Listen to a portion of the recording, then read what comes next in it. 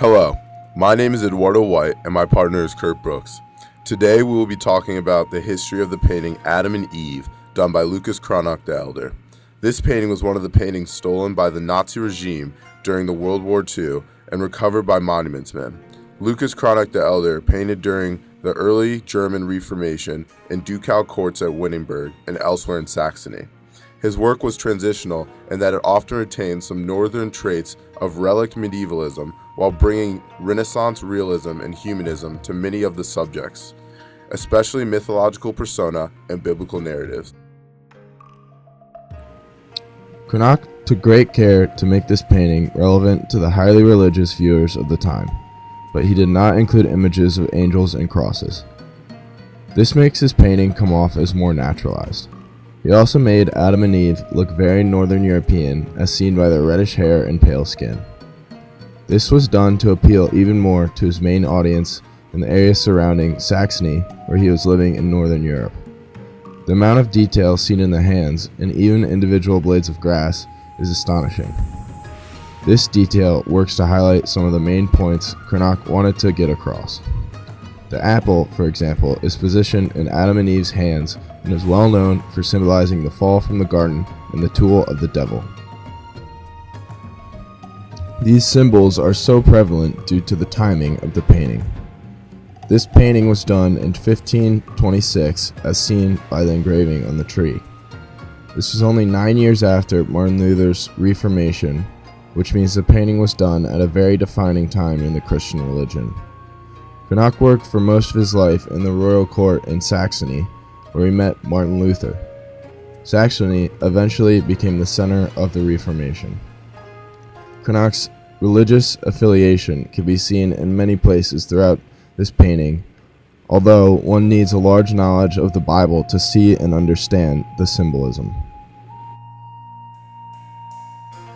Cranach depicts the Garden of Eden at the moment just before Adam's fall into temptation.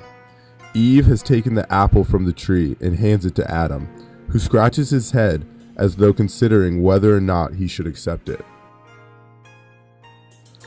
The lighting of the picture suggests dusk, and in turn, the impending end of an era of innocence. The serpent coils around the tree branches, whilst below, covering Adam and Eve's shame even before the fall, is a vine, a symbol of Christ and his sacrifice for the sin of the world. Christ's identity may be implied through both the lamb, Jesus was described as a sacrificial lamb of God, and the lion, Jesus was the Lion of Judah, symbolized by a lion. However, much pairings of animals that usually prey on one another further reinforces the sense of harmony in this earthly paradise.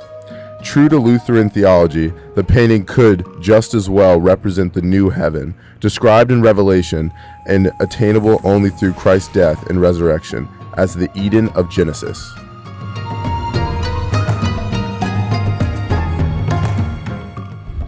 The most common symbol of Christ the Redeemer was the stag.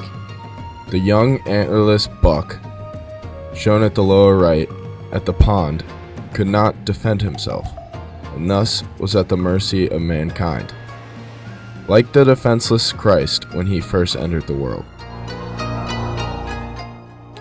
Cranach's representation of the mature stag with antlers, which overlap Adam's body, probably refers to the resurrected Christ and also to the righteous of the second coming, whom the theologian Apollonius compared to stags raising their antlers. The parched deer is a reference to Psalm 42, which compares the human thirsting after God to the stag in the search of water. The very species depicted is also relevant. Roe deer were famed for their chastity and their devotion to one mate. Cranach's horse, another symbol of Christ, which appears to be on the point of moving out of the pictorial space, suggests that the powers of good are about to abandon Eden with the imminent arrival of original sin.